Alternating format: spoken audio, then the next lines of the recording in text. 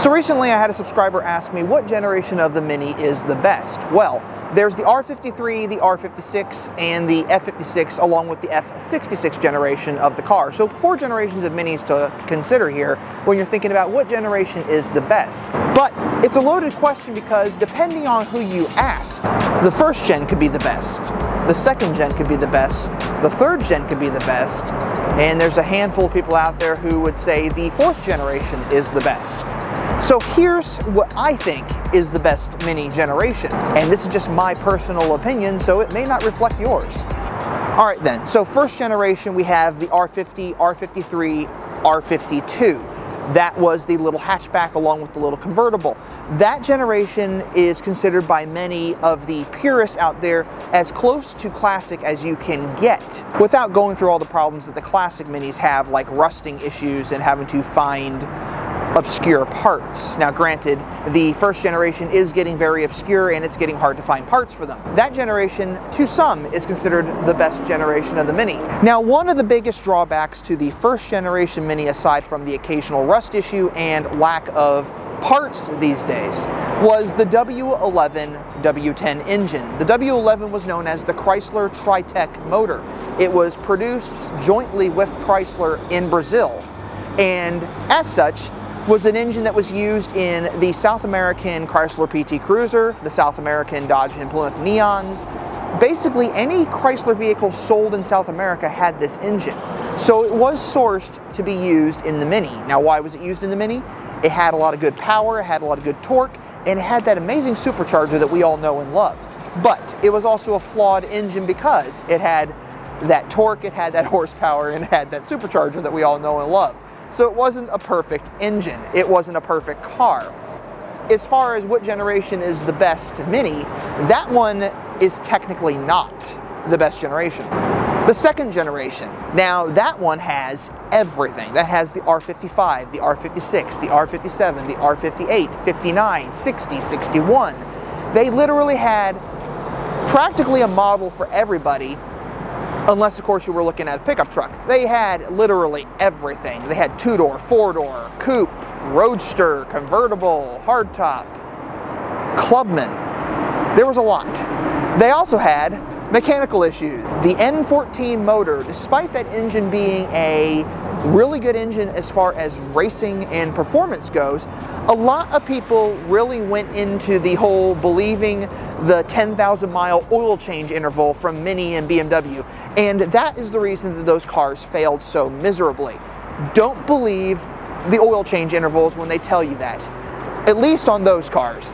10,000 miles on an N14? No, you really need to change it a lot sooner than that. I know people who change them at 3,500 miles. You really should change it a lot sooner. So that was one of the biggest downfalls for that generation. Now that being said, the N14 is also a very good racing engine and a very good performance car engine. Now if you treated the Mini like it was a performance car, changed the oil frequently, did routine maintenance, those engines didn't cause people a lot of trouble.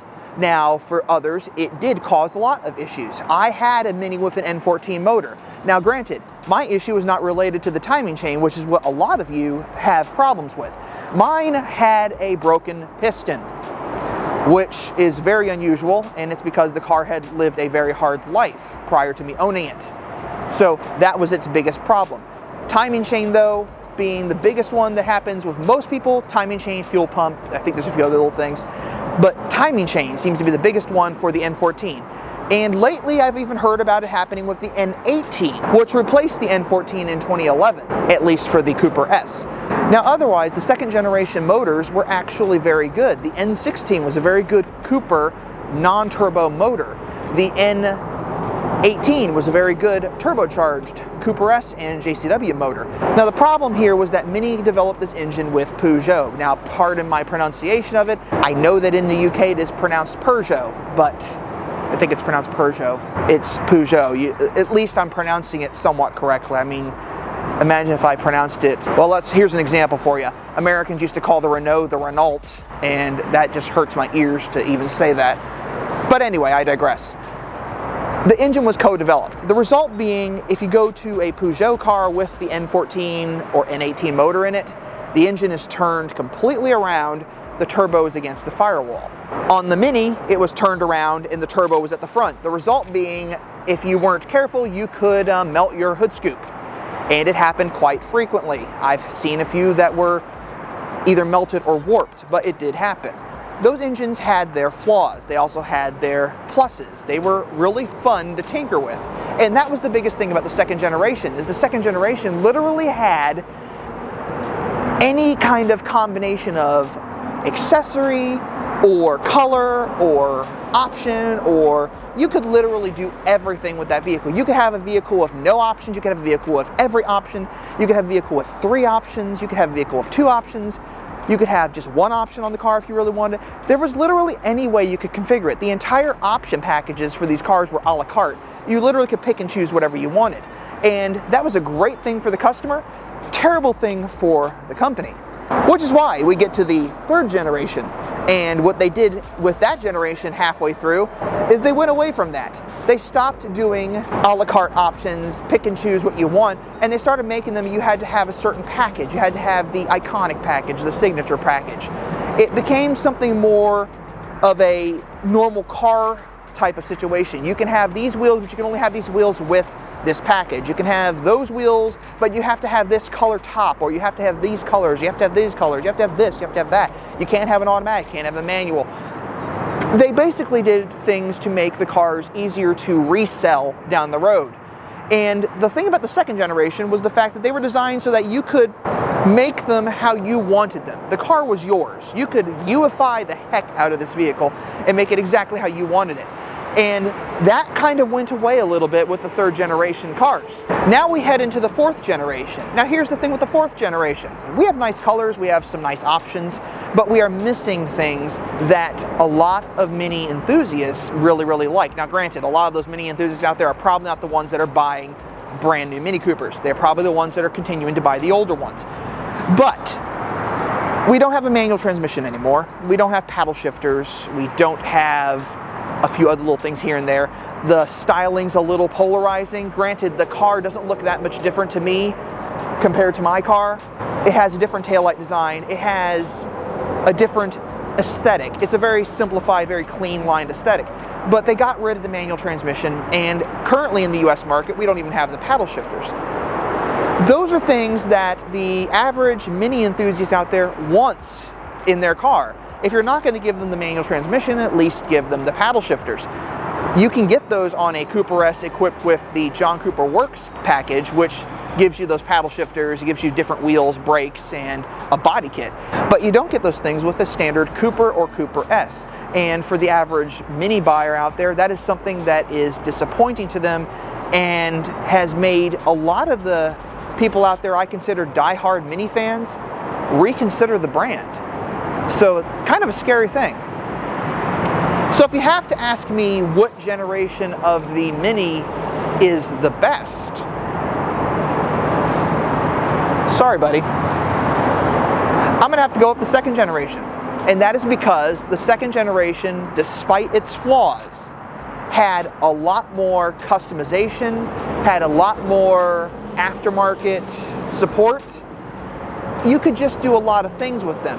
You can go out to a used car lot looking for a second generation Mini and literally find any combination of options or colors or configurations you could think of, aftermarket upgrades, factory upgrades, you name it. There's tons of stuff out there for those cars. And that's why the second generation truly is one of the best generations, if not the best generation. Now, if I could do it my way, I would have taken the engine out of this car, which is perfect, and I would have put it into the second generation cars. I think if you had taken the second generation car with its uniqueness and quirkiness and developed the B48, B46 engines a lot sooner and put them in those cars, they would have been amazing. They would have been fantastic Minis. As it is, they are flawed, and largely for the mechanicals of the vehicle. As far as everything else goes, it's a great car. But I've owned a lot of the second gen cars and I thought they were great vehicles. They were flawed from a mechanical perspective, but from a customization, from a UIfication, from a personal way you can make the car your own and make it any way you wanted, that was the best generation of the Mini that you could possibly get. Now, if you still want to do customization on your newer Minis, there are still tons of things you can do with the 3rd and 4th generation Minis, but from my perspective, buying used Mini Coopers, the 2nd generation was probably the best. It lacked the perfection of the 3rd gen from a mechanical perspective, and it lacked the rawness of the 1st generation from a mechanical perspective. The rawness being the supercharger and the ultimate go-kart feeling, very much like the original classic Minis. From every other perspective, it was probably one of the best generations, and there are still tons of them out there. Now, as for me, I like the reliability, I like the comfort. The 3rd gen and even the 4th gen are pretty good cars. Now, for me, with the 4th generation, I like the 4th generation. I think it's a good vehicle, but I know there are a lot of people out there who wish it had several things. They wish the styling was not so simple that it seems to look very plain. They wish it had paddle shifters. You could at least give them paddle shifters if you're not going to give them a manual transmission. They wish it had a manual transmission, which, given the engine in the vehicle, seems like something that could be easily done. And most of them are not enamored with the new taillights. Now, I could care less about the new taillights. I don't think they look that bad. That's just the way some people are out there. And I have a feeling that's just going to be the way it is. But the 3rd generation, 4th generation, great Minis. The 2nd generation was a great Mini. The 1st generation was a great Mini. But if I had to pick my overall, like I just said, 2nd generation would probably be the overall pick for the best generation of Mini. So there you have it. And if you like what you see, check out more content on this channel at the end of this video. And thank you so much for watching.